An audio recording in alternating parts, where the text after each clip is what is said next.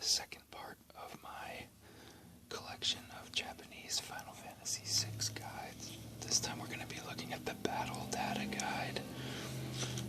This one's a little bit thicker. It has a little bit more detailed information about some of the weapons and armor and the enemies that you meet in the game. So let's jump right in here. See some of these prologue to the guide here. And then it gives you a little bit more information about the characters, like Magic Fighter Tina Branford. It tells you about the Magicite system in the game, which is one of those often abused systems where you can basically teach everybody every spell, but you can also customize each character the way that you want them to be, because when you have a Magicite stone equipped, it grants you a bonus on level up. So for example, a stone may give you plus 50% hit points on level up, or 1 strength on level up, so you could really sort of customize your characters the way you wanted them to be. It was a pretty awesome system. So there's the treasure hunter log coal. There's the some artwork there. Some of the espers, yeah. There's the Phoenix and Starlet. I mostly remember them as they're known in Final Fantasy III because when I was a young lad, that's the one that I played most often. Alexander, I always loved his sprite. Fenrir. And there's Edgar with his machinery. Some of the magic in the game. Looks like the white magic, which is the healing magic. The positive effect is magic. There's some of the black magic, ice spells, fire spells, poison. And then the gray magic. There's some more black magic there. Ultima, which was a game breaker, basically. Then there's the gray magic, which is the status affecting magic. Actually never really used much of that when I played, except for Quick, which gave a character 2 turns in a row. And haste sometimes, too. Then you have the monk, Sabin, with his blitz techniques.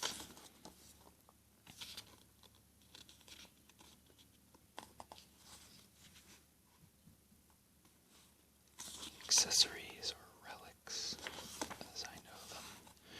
There's Shadow the Assassin. Some of the weapons there. I love the way that picture's laid out. Oh, it's so cool. Bunch of different daggers and short swords. And then there's some short and long swords there. I do believe that this book gives you a picture of every weapon in the game. I believe. I could be wrong about that. The ninja weapons there. Some more ninja weapons and claws. Actually, I believe those are Bushido. Yeah, the katana. So those are Science weapons right there.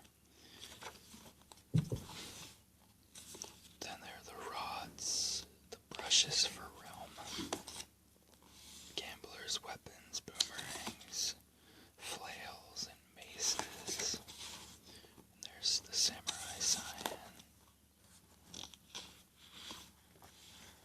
There's a awesome picture of the shields from the game. Helmets. Very cool. The tiger cap. I like the tiger cap. There's the cat hood. The cat ear hood, I guess it's called. I haven't looked through this in such a long time. It's pretty cool to see these. Some of the armors.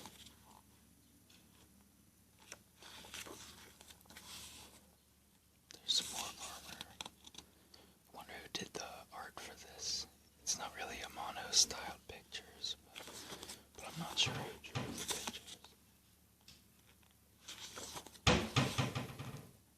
There's some items there. If you can hear that, my cat's trying to get into the cupboard to get some food or something like that.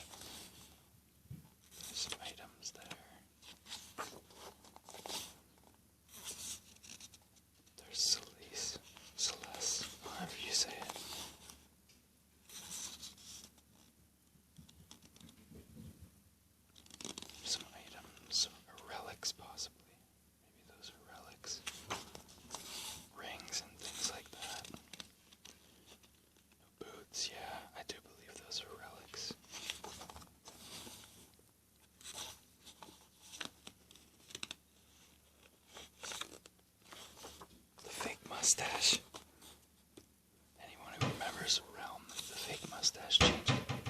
Excuse me for 1 second, I'm gonna go get my cat out of there. Sorry about that. So, the fake mustache is a relic that will change realms. Sketch command to control, which is a great way to get some of the lores for Strago, the blue magic that's harder to get.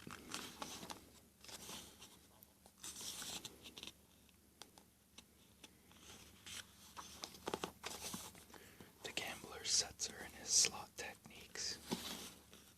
Someone I never really used in the game, actually.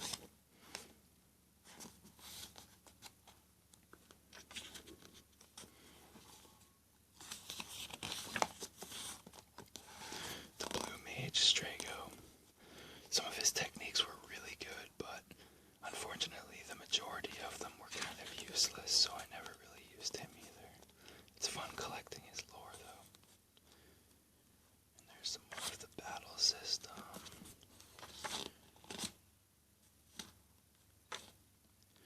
The Pictomancer, or the artist Realm Aroni. She was a interesting game mechanic, but also another character I just never really used. And then we get into the common monsters.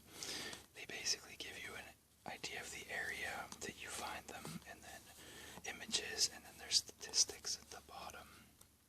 I'm not going to spend too much time going over them, but I may talk about a few of the ones I remember most. Oh, I used to hate when they cast Wing Snap and berserked everybody in the party. The zombie dragons. If you're interested in seeing more of these pages, please feel free to pause and look. I'm kind of skipping over a lot of this stuff because it's a lot of information, and also because, like I said, I don't read Japanese. I don't really know what most of it says.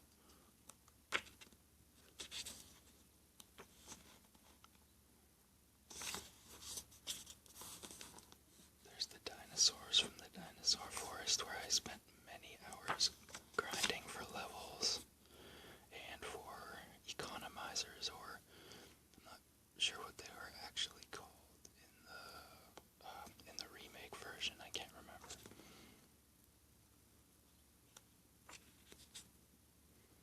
There's the enemies from the Fanatics Tower, which was just an annoying. I loved the part of the game, but the battles were so annoying because you could not use anything but magic, and it made things a little bit tough.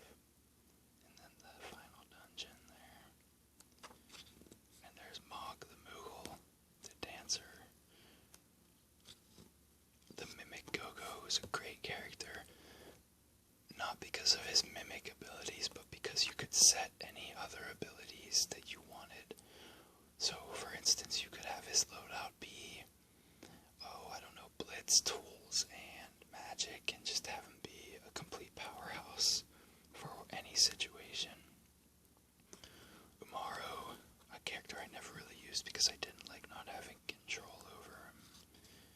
And then the index in the end. So that's the second book in the series. And I'm actually going to just go ahead and do the third book because, though it's the thickest of the three original ones, it has, in my opinion, the least interesting information if you don't speak Japanese. It's the actual walkthrough of the game, and it's mostly just screenshots and interesting points of reference to walk you through each step of the game. And though I'm sure, valuable information to people who haven't played the game, not very